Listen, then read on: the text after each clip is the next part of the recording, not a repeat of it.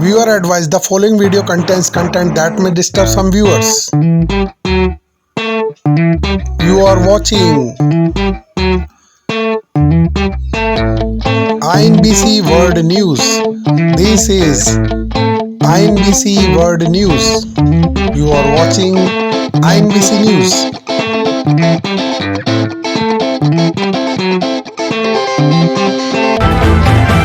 Breaking news. This is INBC World News exclusive.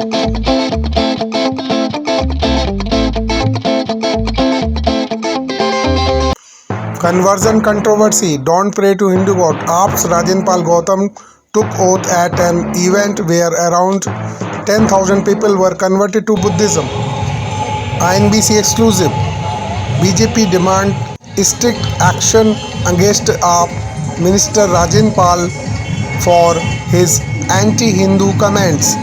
INBC exclusive news. Anchor Bindesh Chaturvedi from New Delhi. आप देख रहे हैं INBC exclusive news.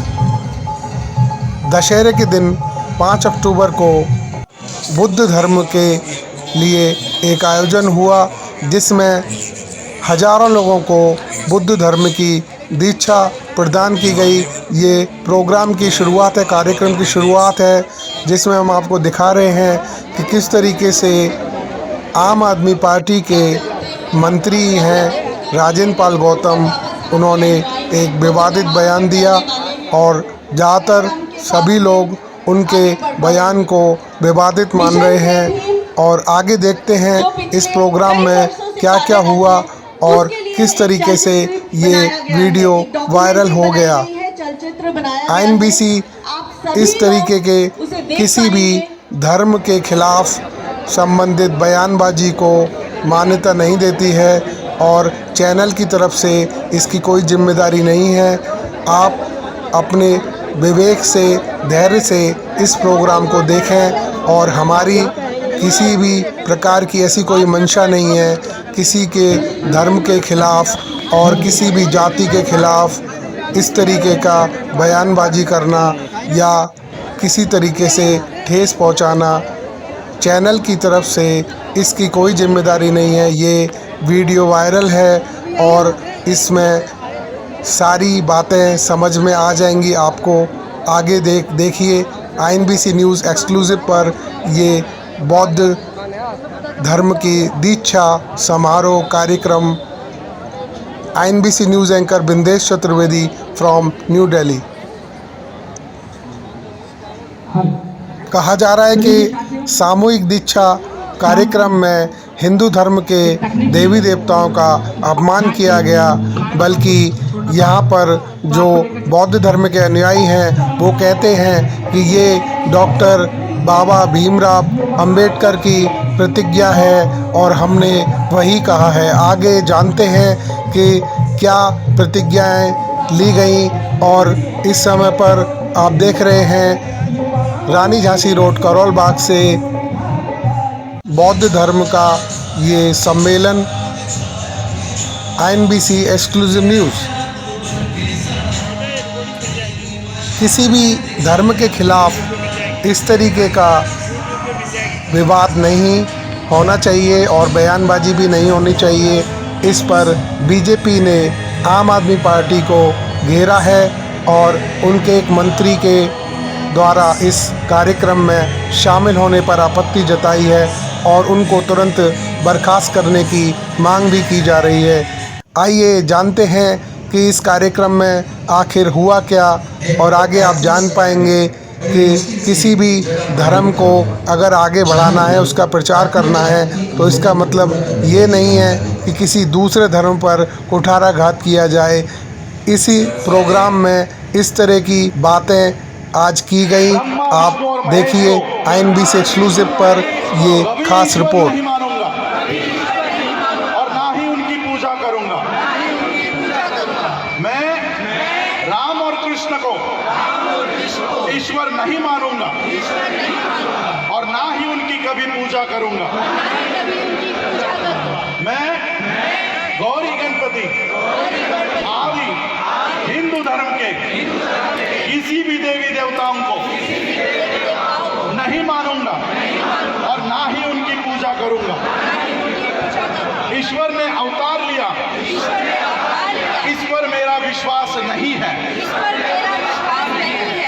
ऐसा कभी नहीं मानूंगा कि तथागत बुद्ध विष्णु के अवतार हैं। ऐसे प्रचार को मैं पागलपन और झूठा प्रचार समझता हूँ। मैं श्राद्ध पक्ष कभी नहीं करूंगा और ना ही कभी पिंडदान करूंगा। मैं बुद्ध धम्म के विरुद्ध कभी कोई बात नहीं करूंगा। मैं कोई भी क्रियाकर्म ब्राह्मणों के हाथों से नहीं करवाऊंगा। मैं इस सिद्धांत को मानूंगा कि सभी मनुष्य एक समान है। मैं समानता की स्थापना के लिए प्रयत्न करूंगा। मैं तथागत बुद्ध के अष्टांग मार्ग का पूरा पालन करूंगा। मैं तथागत बुद्ध के बताए हुए 10 पारमिताओं का पूरा पालन करूंगा। मैं प्राणी मात्रा पर दया रखूंगा और उनका लालन पालन करूंगा। मैं चोरी नहीं करूंगा। मैं झूठ नहीं बोलूंगा। मैं व्यभिचार नहीं करूंगा। मैं शराब नहीं पीऊंगा।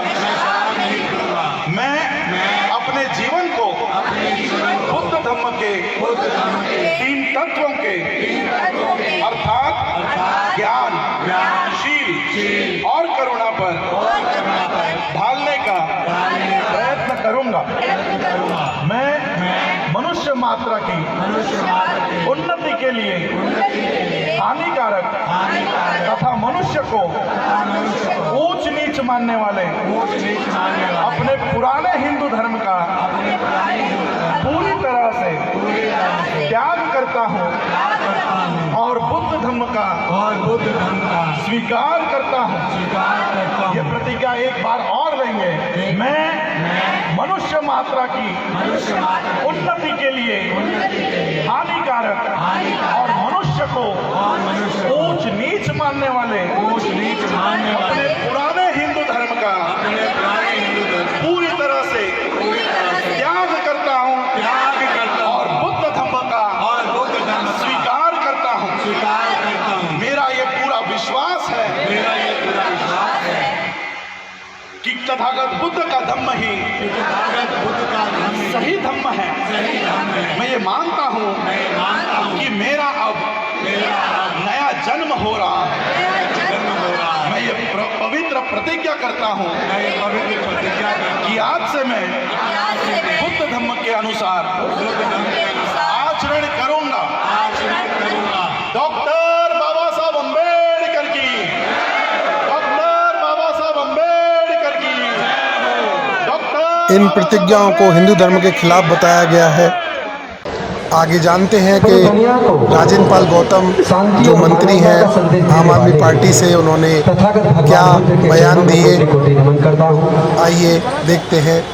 महर्षि वाल्मीकि जी, संत गुरु रविदास जी, संत कबीरदास जी, गुरु नानक देव जी, ज्योतिबराव फूले जी, सावित्रीबाई फूले जी, फातिमा शेख जी, नारायण गुरु जी, साहूजी महाराज, शिवाजी महाराज, पेरियार रामास्वामी नायकर जी, डॉक्टर बाबा साहेब अम्बेडकर जी, माता रमाबाई जी, मानवर कांसीराम साहब, रामस्वरूप वर्मा जी, जगदेव बाबू कुशवाहा जी, ललित सिंह यादव जी के चरणों में कोटि कोटि नमन करते हुए, आदरणीय भिक्खु संघ को वंदामी करते हुए, आदरणीय राजरत्न अम्बेडकर जी, मिशन जय भीम के राष्ट्रीय अध्यक्ष सुभाष आर्या जी, भारतीय बौद्ध महासभा यानी the Buddhist society of India और मिशन जय भीम के सारे कार्यकर्ताओं को क्रांतिकारी जय भीम, विनम्र नमो बुधाय। जो लोग इधर खड़े हैं, मेरा आपसे निवेदन है, अगर आपको डॉक्टर बाबा साहेब अम्बेडकर से प्यार है तो प्लीज आप आधा घंटा और दीजिए, कुर्सियों पे आइए। जो लोग इधर खड़े हैं, मैं सबसे निवेदन कर रहा हूं, आप लोग कुर्सी पे आइए। जो लोग गैलरी में खड़े हैं, उनसे मेरा निवेदन है, आप कुर्सी पे आइए। कुर्सी पे आपको भोजन भी कुर्सी पे मिलेगा और पानी भी आपको कुर्सी पे बैठे हुए मिलेगा। अभी आपने राजरत्न अम्बेडकर जी को सुना, उन्होंने डॉक्टर बाबा साहेब अम्बेडकर के पूरे जीवन संघर्ष को आपके सामने रखा। उन्होंने तथागत बुद्ध का धर्म ही क्यों चुना वो उन्होंने विस्तार पूर्वक बताया। तो मैं जहां से उन्होंने खत्म किया वहां से शुरू करता हूं। आखिर बुद्ध का धर्म ही क्यों? डॉक्टर बाबा साहेब अम्बेडकर अपने हिस्से का काम कर गए। हमारी और आपकी जिम्मेदारी क्या है, ये चिंतन हमें और आपको करना होगा। कभी तो हमें सोचना चाहिए आखिर इंद्र मेघवाल को घड़े छूने मात्र पर उसकी हत्या क्यों हो गई? जितेंद्र मेघवाल को मूंछ रखने मात्र पर, सुंदर दिखने पर हत्या क्यों हो गई? हाथरस के अंदर एक बेटी की हत्या करके आधी रात को उनका शव जला दिया गया। आखिर क्यों? अभी 2 बहनों को बलात्कार करके फांसी पे लटका के मार दिया गया। आखिर क्यों? घोड़ी पर बारात निकालने पर हमले क्यों? जाति के ऊपर इतना उन्माद क्यों? जब तक हम इस बीमारी को नहीं समझेंगे तब तक बीमारी का इलाज नहीं हो सकता। आप लोग जब बीमार हो जाते हैं, इलाज के लिए डॉक्टर के पास जाते हैं, डॉक्टर आपका सारी परेशानी सुनता और समझता है। समझने के बाद दवाई देता है। दवाई देने के बाद भी जब दवाई आप लेते हैं ठीक नहीं होते, उसके बाद फिर से आप डॉक्टर के पास जाते हैं। आप डॉक्टर को कहते हो कि डॉक्टर साहब आपकी दवाई जितने दिन आपने कही थी उतने दिन मैंने दवाई खाई, लेकिन मेरे को बिल्कुल भी आराम नहीं है। उसके बाद डॉक्टर आपके कई प्रकार के टेस्ट कराता है, ब्लड टेस्ट कराता है, यूरिन टेस्ट कराता है, एक्सरे कराता है, एमआरआई कराता है, सीटी स्कैन कराता है। और सारी जांच कराने के बाद पहले वो बीमारी के कारण को समझता है। जब आपकी बीमारी का कारण समझ आ जाता है उसके बाद डॉक्टर दवाई देता है और दवाई लेने के बाद आप लोग ठीक हो जाते हैं। तो फिर हम लोग की बीमारी ठीक क्यों नहीं हो रही? हम लोग भी तो नाना प्रकार की दवाइयां खा रहे हैं। हम लोग भी तो जाति की वजह से उत्पीड़न से कैसे मुक्ति मिले उसके नाना प्रकार के उपाय कर रहे हैं। सरकारों ने बहुत सारे कानून बनाए, बहुत सारी योजनाएं बनाई, न्यायालय बनाए, लेकिन उसके बावजूद हमारी बीमारी से, उस उत्पीड़न से हमें मुक्ति क्यों नहीं मिल रही? तो मैं एक समाज का डॉक्टर होने के नाते जो मैंने तरह तरह की जांच करने के बाद इस सामाजिक बीमारी का कारण ढूंढ निकाला है, वही कारण जो डॉक्टर बाबा साहेब अम्बेडकर जी ने इतने साल पहले खोज लिया था कि ये सामाजिक व्यवस्था जो ऊंच नीच पर आधारित है, छुआछूत पर आधारित है, असमानता पर आधारित है, शोषण पर आधारित है, ये शोषणकारी व्यवस्था हमारी गुलामी का कारण है, हमारी बदहाली का कारण है, हमारे उत्पीड़न का कारण है। जब तक इस सामाजिक व्यवस्था में हम लोग बने रहेंगे, जब तक हम लोग अपनी अपनी जाति को ऊंचा बताते रहेंगे, जब तक हम लोग अपनी अपनी जातियों को जिंदा रखेंगे, जब तक हम लोग इस सामाजिक व्यवस्था में जहाँ विषमता है, शोषण है, छुआछूत है, जातिवाद है, उसी सामाजिक व्यवस्था में बने रहकर जातियों को जिंदा रखेंगे, तब तक हमें इस सामाजिक उत्पीड़न से, जातिगत उत्पीड़न से, छुआछूत से मुक्ति मिलने वाली नहीं है। डॉक्टर बाबा साहेब अम्बेडकर तो दवाई देकर गए, उन्होंने इस सामाजिक बीमारी का कारण समझ लिया था और उसका इलाज करने के लिए वो पूरे समाज का आह्वान करके अपने समाज को बुद्ध का धम्म देकर गए। उन्होंने कहा था मैं भारत बौद्ध में करी, मैं भारत को बौद्ध में करूंगा, मैं अपने समाज को छुआछूत से, जातिवाद से मुक्त करूंगा, मैं अपने समाज को अनेक प्रकार की विषमता से, असमानता से मुक्त करूंगा, मैं अपने समाज के जीवन के विकास के रास्ते खोल दूंगा। और उन्होंने संकल्प लिया अब मैं अपना बाकी का जीवन भारत को बौद्ध में बनाने में, छुआछूत मुक्त बनाने में, जातिवाद मुक्त बनाने में लगाऊंगा। लेकिन 14 अक्टूबर 1956 को डॉक्टर बाबा साहेब अम्बेडकर ने बुद्ध के धम्म की दीक्षा ली, बुद्ध के धम्म को अपने आचरण में उतारा। लेकिन इससे पहले कि वो पूरे भारत को बौद्ध में कर दे, वो दीक्षा लेने के 1 महीने 22 दिन बाद वो महापरिनिर्वाण को प्राप्त हो गए। और उसके बाद वो डॉक्टर बाबा साहेब अम्बेडकर का सपना, वो सपना रह गया। हम लोगों ने बाबा साहेब की ये तो कहा हम बाबा साहेब की औलाद है, हमने ये तो कहा हम बाबा साहेब के खून हैं, ये तो हमने कहा हम डॉक्टर बाबा साहेब अम्बेडकर को मानते हैं, लेकिन शर्म की बात है कि हम डॉक्टर बाबा साहेब अम्बेडकर की बात को नहीं मानते। हम लोग डॉक्टर बाबा साहेब अम्बेडकर की बात को नहीं नहीं मानते। वरना मैं आप सबसे आह्वान करना चाहता हूं, मैं आप सबसे पूछना चाहता हूं, आप लोग जहां बैठे हैं, जहां पे आप अपनी कुर्सी पे बैठे या खड़े हैं, अपनी जगह पर हाथ उठाकर वो लोग समर्थन दोनों हाथ उठाकर करेंगे जो डॉक्टर बाबा साहब का अपने आप को संतान मानते हैं, जो चाहते हैं छुआछूत मुक्त भारत बने, जो चाहते हैं जातिवाद मुक्त भारत बने, जो चाहते हैं विषमता पर आधारित व्यवस्था खत्म हो, जो चाहते हैं न्याय पर आधारित समता, स्वतंत्रता, बंधुता और न्याय पर आधारित, प्रज्ञा पर आधारित, शील पर आधारित समाज का निर्माण हो। एक ऐसा भारत बने जो जाति के आधार पे होने वाले छुआछूत को पूरी तरह से निस्तानाबूद कर दे, जहां हमारी बहन बेटियों की इज्जत को हम सुरक्षित कर लें, जहां कोई घोड़े खरीदने पर हत्या ना हो, जहां कोई घोड़ा खरीद को टच करने पर हत्या ना हो, जहां कोई मूंछ रखने पर हत्या ना हो। अगर आप लोग ऐसा चाहते हैं तो आपको डॉक्टर बाबा साहब अम्बेडकर की बात को मानना होगा, आपको बाबा साहब अम्बेडकर की बात को मानना होगा। जैसा भी राजरत्न अम्बेडकर जी कह रहे थे, आप लोग जातियों में इसलिए बने हुए हो ताकि आपको रिजर्वेशन का लाभ मिले। वैसे तो भंडारी जी ने बताया कि 1990 का जो गवर्नमेंट ऑफ इंडिया का जो ऑर्डर आया कि आप लोग बुद्धिस्ट बनते तो भी आपका रिजर्वेशन खत्म नहीं होगा, लेकिन मैं कह रहा हूं इस लालच को कब तक पकड़े रहे होंगे? भाई नौकरियां है कहां? दो कारणों से हमारे समाज की तरक्की हुई। एक कारण हमारे डॉक्टर बाबा साहब अम्बेडकर जी ने पढ़ाई के रास्ते खोल दिए। हजारों साल तक हमारे लोगों का पढ़ने लिखने का अधिकार नहीं था, हजारों साल तक हमारे लोगों को व्यापार करने का अधिकार नहीं था, हजारों साल तक हमारे लोगों को संपत्ति रखने का अधिकार नहीं था। इसीलिए हमारे समाज के लोग ना तो संपत्ति के मालिक बन पाए, ना कॉलेज के मालिक बन पाए, ना स्कूल के मालिक बन पाए, ना अस्पताल के मालिक बन पाए। इसी वजह से हमारे लोग जमीन के मालिक नहीं बन पाए। इसी वजह से हमारे लोग देश की संपदा में, संपत्ति में, व्यापार में, इंडस्ट्रीज में हिस्सेदारी, भागीदारी सुनिश्चित नहीं कर पाए। इसी वजह से हमारे लोग पिछड़ गए और जो कुछ हमें मिला वो केवल डॉक्टर बाबा साहब अम्बेडकर के दिए रिजर्वेशन की वजह से, पढ़ने के अधिकार की वजह से दिया। अगर वो हमारे पढ़ाई के रास्ते ना खोलते, अगर हमारे लिए रिजर्वेशन की व्यवस्था ना करते, हम लोग नौकरी में ना पाते। आज हमारे लोग डॉक्टर बन गए, इंजीनियर बन गए, जज बन गए, कलेक्टर बन गए, साइंटिस्ट बन गए, प्रोफेसर बन गए, हमारे लोग मुख्यमंत्री बन गए, हमारे लोग राष्ट्रपति बन गए। लेकिन ये ताली बजाने से पहले सोच लेना, ईमानदारी से बताइए, क्या मुख्यमंत्री बनने के बाद हमारी समस्याओं का समाधान हो गया? क्या देश के दो राष्ट्रपति बनने के बावजूद क्या हमारे समाज की समस्याओं का समाधान हो गया? आज भी तो राष्ट्रपति आदिवासी समाज से है, लेकिन दुख तब होता है आदिवासी राष्ट्रपति बनेगा तो कहेंगे आदिवासी राष्ट्रपति, दलित राष्ट्रपति बनेगा तो कहेंगे दलित राष्ट्रपति, दलित मुख्यमंत्री बनेगा तो कहेंगे दलित मुख्यमंत्री, मुख्य न्यायाधीश दलित बनेगा तो कहेंगे दलित मुख्य न्यायाधीश। अरे भाई, जब बाकी लोग बनते तो कोई कहता सुना है ब्राह्मण मुख्यमंत्री, ब्राह्मण राष्ट्रपति, सुना है क्या? इसी अंतर को समझिए। ये लोग हमारी इस पहचान को बरकरार रखना चाहते हैं। ये लोग समझ गए, जो लोग 16-16 घंटे धूप में काम करते थे, मेहनत मशक्कत करते थे, काम के बदले में पैसे नहीं मांगते थे, इनके पास ये बोलने की ताकत कहां से आ गई?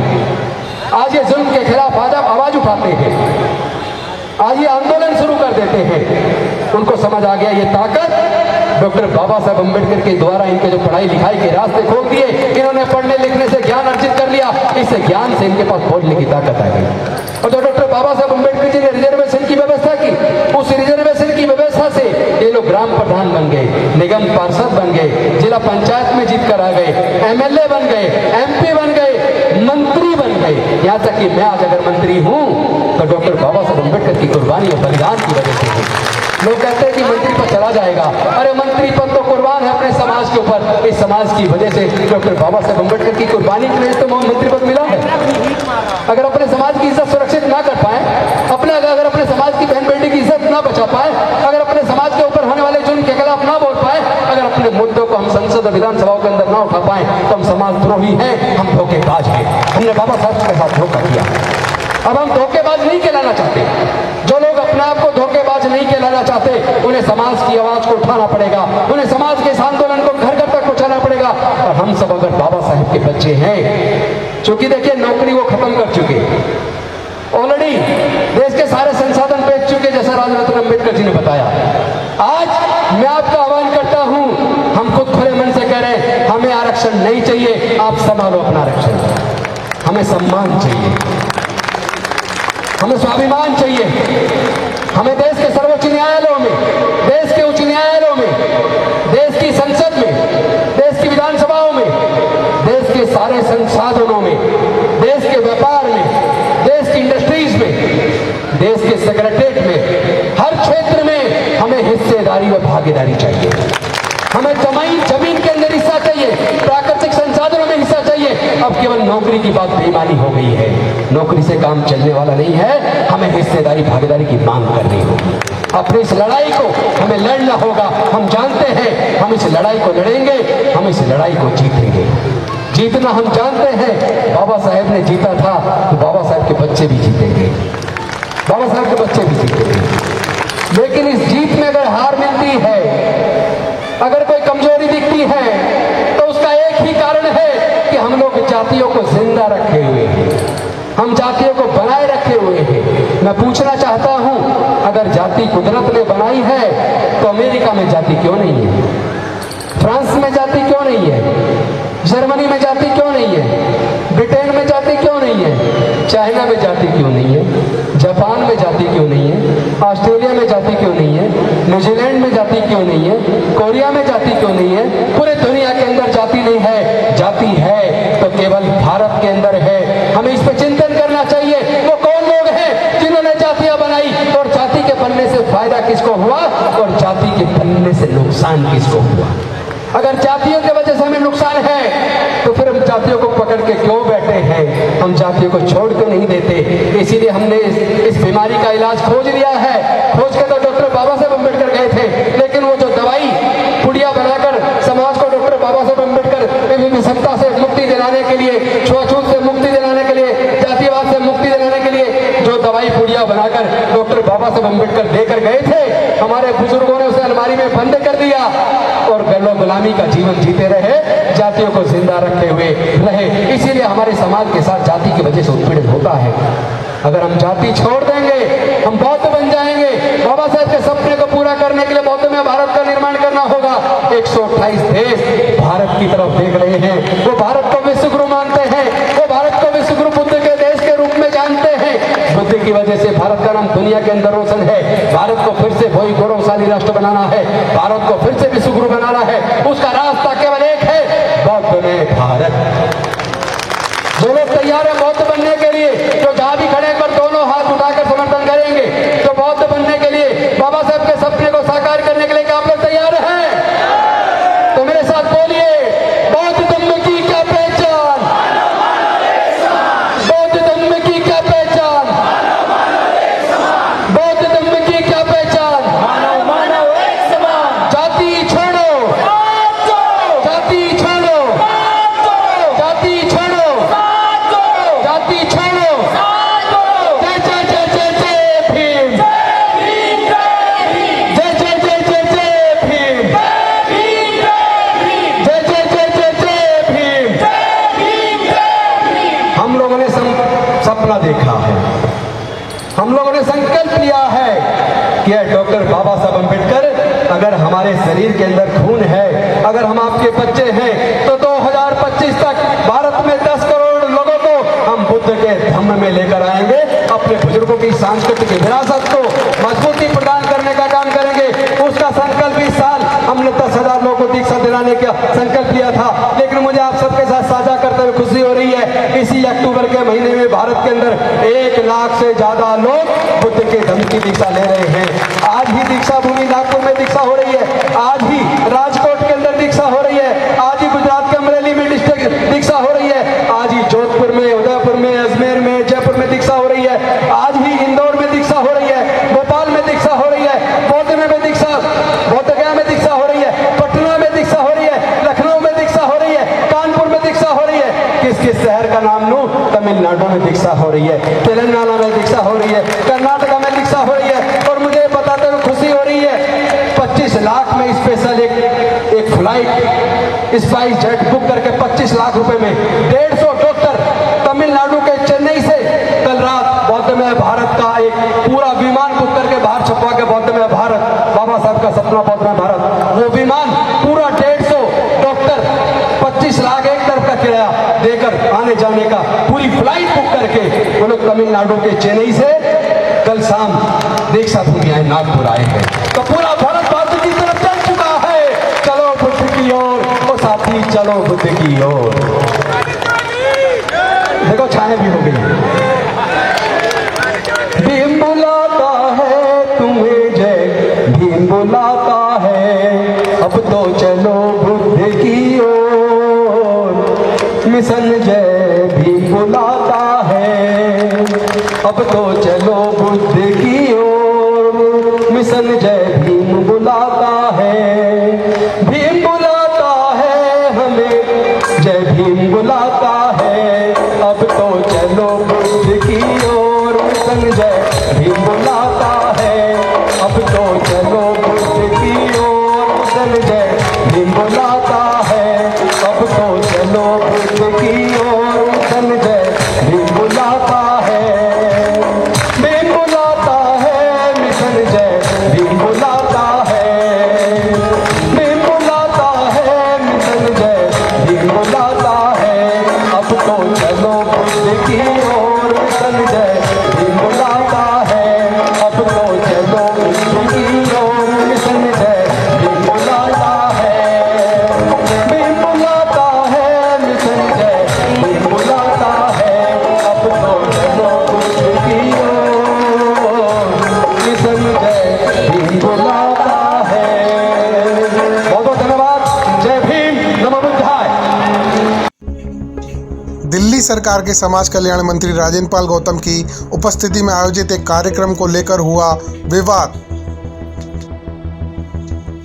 राजेंद्र गौतम की उपस्थिति में आयोजित कार्यक्रम का वीडियो इंटरनेट मीडिया पर जमकर हो रहा है वायरल।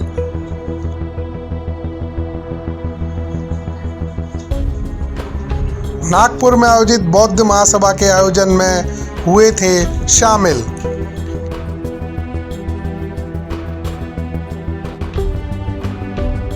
भारतीय जनता पार्टी ने इस आयोजन पर कई सवाल उठाए हैं। आइए जानते हैं इस पर आदेश गुप्ता ने क्या कहा। सभी धर्मों का सम्मान है, सर्वधर्म समभाव की भावना से यहाँ पर काम होता है, संविधान भी है। लेकिन बाबा साहब ने कभी नहीं कहा कि किसी भी दूसरे धर्म के प्रति अपमान या असम्मान आपको करना है, और वो भी एक जिम्मेदार व्यक्ति जो सरकार में हो। वो यहाँ हिंदू देवी देवताओं के प्रति जो असम्मान और अपमान जो उन्होंने किया है, ये बिल्कुल भी अक्षम्य है। अरविंद केजरीवाल अगर वास्तव में अपने आप को सेकुलर मानते हैं, अगर वो वास्तव में अपने आप को धर्मनिरपेक्ष मानते हैं, कभी कभी तो वो कहते हैं हम तो मंदिर जाते हैं, हनुमान जी की पूजा करते हैं। ये कैसा ढोंग है अरविंद केजरीवाल जी? आगे इस पर मनोज तिवारी ने भी सवाल उठाए। आज बौद्ध धर्म को भी बदनाम करने की कितनी बड़ी साजिश हुई है। आज हिंदू धर्म में, बौद्ध धर्म में जो मतावलंबी है उनको लड़ाने का, उनमें नफरत फैलाने का कितना बड़ा प्रयास हुआ है। हम सभी ये मानते हैं सभी धर्म समान है, सभी को अपना धर्म मानने की स्वतंत्रता है, आजादी है। हमारे देश के यशस्वी प्रधानमंत्री जी वो स्वयं कहते हैं। भारतीय जनता पार्टी का एक्ट देख लीजिए, वर्तमान सरकार का कोई भी बिहेवियर देख लीजिए, सभी धर्म समान है। और उसका दूसरा रूप हम अपने शासन कार्य में नरेंद्र मोदी जी लेके आते हैं, सबका साथ, सबका विकास, सबका विश्वास और सबका प्रयास। और अरविंद केजरीवाल, आपका ये मंत्री दंगा कराने की स्थिति में जा रहा है। इस पर राजेंद्र गौतम ने दी अपनी सफाई। अम्बेडकर कह गए जब उन्होंने 14 अक्टूबर 1956 को अपने लाखों अनुयायियों के साथ बौद्ध धर्म की दीक्षा ली, तब से हर साल वो दीक्षा का आयोजन पूरे दुनिया के अंदर मनाया जाता है। भारत के हजारों जगह पर मनाया जाता है। लोग 22 प्रतिज्ञा लेते हैं जो बाबा साहब ने दिलवाई थी, उसमें किसी को ऐतराज क्यों होना चाहिए? कह रहे कि ये बातें बाबा साहब ने कही थी। बाबा साहब ने जो 22 प्रतिज्ञाएं दिलवाई उसको पढ़ लीजिए, उस वीडियो को पूरा देख लीजिए। बीजेपी तो कट पेस्ट करती है, छोटा काट के अपने फायदे की चीज चलाएगी, हमें उसमें कोई दिक्कत नहीं है। बीजेपी जो काम करना चाहे करे, लेकिन बीजेपी अपना मत स्पष्ट करे। बीजेपी जातिवाद मुक्त, छुआछूत मुक्त भारत बनाना चाहती है नहीं।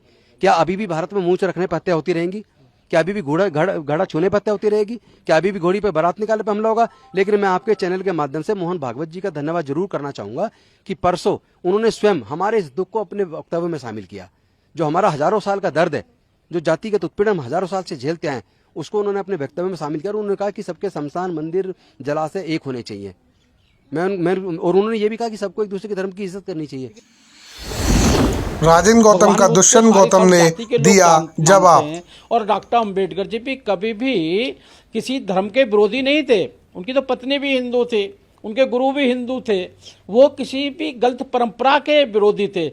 उन्होंने कभी भी किसी को भी अलग नहीं किया और एकता अखंडता के वो प्रतीक रहे। उन्होंने कहा मैं पहले भी भारतीय हूँ, मैं अंत में भी भारतीय हूँ। मुझे लगता है केजरीवाल का घिनौना चेहरा और उसके मंत्रिमंडल का घिनौना चेहरा सामने दिखाई दे रहा है कि वो देश को एकता अखंडता को खंडित करने वाले लोग हैं। अनेकों अनेक समय पर ऐसे कार्य वो करते रहे हैं। देश की जो एकता है उसको बनाए रखना हमारा सबका दायित्व है और मुझे लगता है उन पर सरकार कार्रवाई होनी चाहिए, दोनों पे कार्रवाई होनी चाहिए जो एकता अखंडता को उन्होंने चुनौती दी है। This is breaking news. You are watching INBC News Worldwide. Anchor Bindesh Chaturvedi.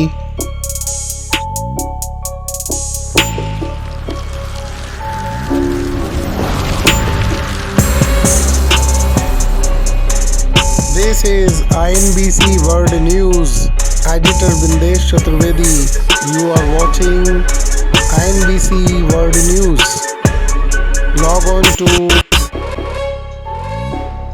inbcworldnews.business.site, inbcworldnews.simdiff.com, inbcnews.simdiff.com. This is INBC World News. You are watching INBC.